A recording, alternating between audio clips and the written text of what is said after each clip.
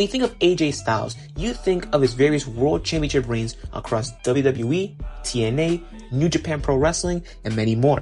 When you think about AJ Styles in the tag team division, there's not a lot there to talk about besides his Raw Tag Team Championship run with Omos, and now he's currently a World Tag Team Champion with Dragon Lee. When you talk about AJ Styles in the mid-card division, you talk about his time as the X Division Champion in TNA. In fact, he was the first ever champion. But in WWE, it gets a bit complicated because when you think about the times he won the title, sure, they're memorable, but the reigns itself are not too memorable, so to say. Now, we'll find out in this video if the 3 United States Championship runs and the one-time Intercontinental Championship run were good, bad, or down the middle. Also, before we start the video, I want to mention here, I'm back on YouTube. It's great to be back. Hopefully, I can stay more consistent than I did the first time around. I have more videos in the tank ready to be made and uploaded to YouTube. Like I said, I'm glad to be back. This time around, I'm going to be talking about more of like past wrestling and current wrestling because current day wrestling, it's not totally horrible, but like, I wouldn't really say I want to talk about it as much as I did back in like 2023 and stuff like that. And yeah, and now with these new videos, I'm going to be integrating more of like, custom videos, stuff like that. I'm going to be testing more of the waters of what I can and cannot do with making videos. So yeah, I just want to mention this here real quick before we start. But now let's get on with the video. For AJ's first United States Championship run, he held his title for less than a month after beating Kevin Owens at a house show in Madison Square Garden in 2017. When this reign first began, it started out with an open challenge made by AJ to call anybody on the SmackDown roster. It was answered by none other than the current Intercontinental Champion, John Cena. He came out, they were supposed to wrestle, but then was ruined by goddamn Rusev and Kevin Owens, which this then led to the rematch between Kevin Owens and AJ Styles at Battleground, which Kevin would end AJ's first reign as the United States Champion. Now, Kevin wouldn't hold on to the US title for much long, as on the SmackDown after Battleground, he would be confronted by not only AJ Styles, but also a returning Chris Jericho, which both men had a rematch for the US title, and AJ Styles would capture his second United States Championship reign, as he would defeat Chris and Kevin in the main event. Following the title loss, Kevin Owens would invoke his rematch clause to kick off the following SmackDown. However, this match would have a controversial finish, with Kevin Owens knocking out the referee by accident, leading to AJ Styles rolling him up. The referee was too groggy to see that Kevin Owens had his shoulder up, which led to a 3 count for AJ Styles in a successful title defense. This would lead into another rematch between the two of them at SummerSlam, with Shane McMahon as the referee. Now, to me, their match at SummerSlam was not bad at all. I feel like it gets hated on a bit too much, but I feel like for it was supposed to be, it did its job. And obviously, since this is a special guest referee match, there had to be some tension between the competitors and the guest ref, which this then lead to Kevin Owens losing the championship rematch against AJ Styles and led to their feud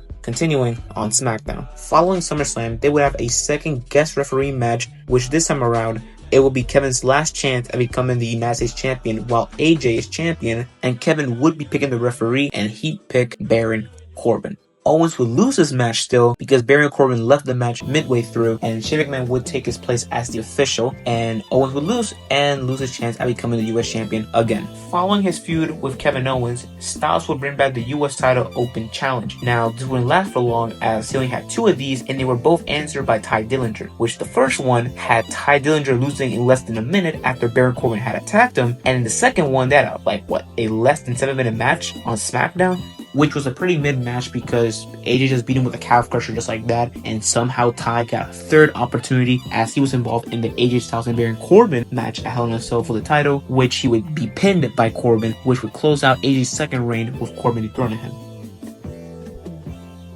For AJ's next mid-card title reign, we head over to 2019, more specifically the Extreme Rules pay-per-view, as he and Ricochet would fight off for the United States Championship. This match was pretty decent, to be honest. I wouldn't put it above most AJ Styles matches, but it's not completely bad. AJ was wrestling more slower, more methodical during this time, but I feel like against him and Ricochet, I don't know, you would expect more than they actually gave in this matchup. But this match did give us AJ Styles' third US title win, and he will hold his title for around 134 days. Now, if I gotta be honest, this is probably AJ's worst mid-card title run. This is not even his fault. I feel like the booking around this time was pretty atrocious. AJ Styles was mainly doing anything that wasn't related to the championship. Like, he'll be fighting for the world title or against other champions a lot of the time. And when he would defend the title, when there was a bit of story, it was all related to the OC and just DQ finishes. If you're looking at this US title run, his two main feuds were with Cedric Alexander and Humberto Carrillo. And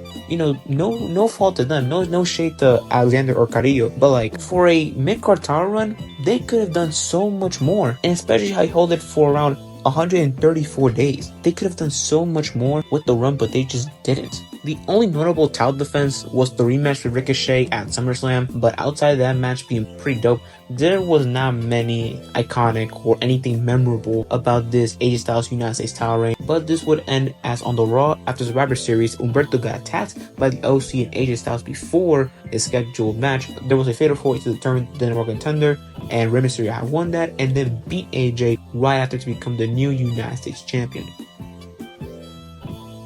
For the last mid-card title reign of this video, we're going to take a look at AJ Styles' first and only Intercontinental Championship run from 2020. He defeated Daniel Bryan in a tournament finals for the vacant IC belt because Sami Zayn relinquished the championship early on in the year. This title run was mainly centered around a AJ Styles versus Daniel Bryan feud because Daniel Bryan will be talking for a Zoom call about, AJ Styles and how he, has shown no respect during this whole time and stuff like that. And I mean, it was a cool idea, but you would think with that story, Daniel Bryan would end the reign, right? Well, you're wrong, but we'll get there in a minute. Now, in this title run, AJ Styles faced only 3 people for the championship: Matt Riddle, Drew Gulak, and Grand Metalik. They were definitely testing now how AJ Styles fared with other people's wrestling styles, no pun intended, but I feel like those matches didn't really give a whole lot to the reign itself. I feel like the Matt Riddle title match was probably the best match out of the entire reign, but I wouldn't put it above a lot of the second US title runs matches either. So this was kind of like the third United States Championship run because they were both underwhelming. This title reign would end in the hands of Jeff Hardy. AJ would attack Jeff Hardy doing a retribution segment, which led to this matchup here for the IC title and which caused the end of AJ Styles' last mid-card title reign as of this recording. In conclusion, AJ Styles' mid-card title runs were not too great in my opinion. There were some good matches during these reigns, but I wouldn't say there was any really good stories or any real stories besides the Kevin Owens feud. And I think that in modern times, if AJ would have another mid-card title run, it would eclipse the past 3 he had. But I want to know, do you guys think that AJ Styles' mid-card title reigns were good or bad? Let me know in the comments section below, and I'll see you guys in the next video. Peace out.